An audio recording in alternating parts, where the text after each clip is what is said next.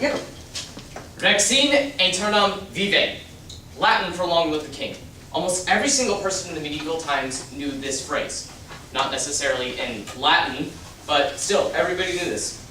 So today I plan to tell you about the medieval times and how three classes of people worked. The peasants, the knights, and the noblemen. So let's start low, and by low, I mean farming. Peasants. Most peasants were farmers. Some were businessmen, they traded, or they bartered. Their classification was determined at birth depending on when you were born. If you were born into a peasant life, peasant forever, until you die. No changing it, nothing can overcome it. There's also arranged marriage, and basically the husband does whatever he wants to do. Sorry, ladies. Okay. And finally, and another fact, you were a clean freak. Unlike popular opinion, people bathed daily, all the time. It wasn't a dirty period like these people. Okay. Oh yeah. Okay. So the people who control you were the nobles, the kings, or maybe the clergy, which is the church. People had mixed feelings about who was controlling them. You could ask anybody. Some may like them, some may not. It basically depends on the person. Rebellion was not as common as we read. Sure, there's all the peasants' revolt and everything, but not very common unless there was literally tyranny in the land. Okay, now that we've covered the rabble, let's move on to something a little more exciting.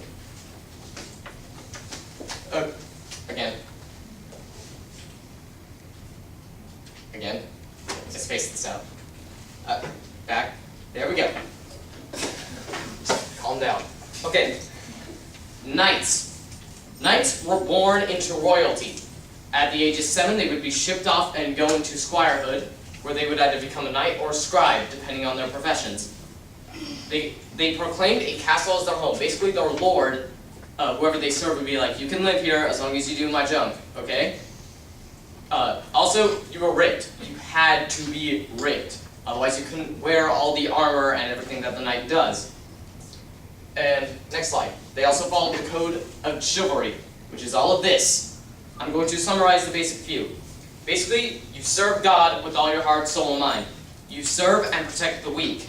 You live for glory, respect women, and you never refuse a challenge. Now, as an example, a challenge, as most of you know, would be a knight would walk up to another, slip off his gauntlet, and either throw it on the ground, or if you were going for a little more insulting, you'd slap him across the face with it, then throw it down. If the knight would pick up the glove, he would accept the challenge, and you would have the right to say what? Usually it'd be jousting 3 lances, which basically means you joust at each other 3 times, whoever gets knocked off loses. Okay, next. Warfare. Because of the knight's armor, it was so heavy and so tight-fitting, they would have to wear padding underneath so it didn't cut themselves up while they were wearing it. Their shield was basically had their family crest on it. I'm not entirely sure. Yes, the rooster. If you're getting these pictures, then I applaud you. Next. Weaponry. The typical weapons that a knight had were a sword, an axe, a mace, a dagger, or a lance for jousting. A knight had to have an assortment of weapons while on the battlefield, because you could lose your weapon very easily, either when fighting, stabbing somebody, then losing the sword as they fall. So knights usually carried 2 swords, a couple daggers, and depending on what they were, maybe an axe or a mace. Basically, there were 2 styles of fighting. You either relied on your brute strength to either just completely incapacitate the victim, or you relied a bit more of skill, like you almost were fencing with the person. Though it didn't really work because they didn't have rapiers. Nobles. Now that the blood is dried, let's move on to something a little more, cleansed. Nobles, their status in life. For a noble, they were given land by a king, or whoever they served. You either were controlling the land all by yourself, or you pay taxes to the king because he lent it to you. Basically, all nobles had some little bit of spoiled brat in them. They were born having everything they wanted, so they assumed that they got whatever they wanted. Also, again, arranged marriage. The husband does whatever the heck he wants.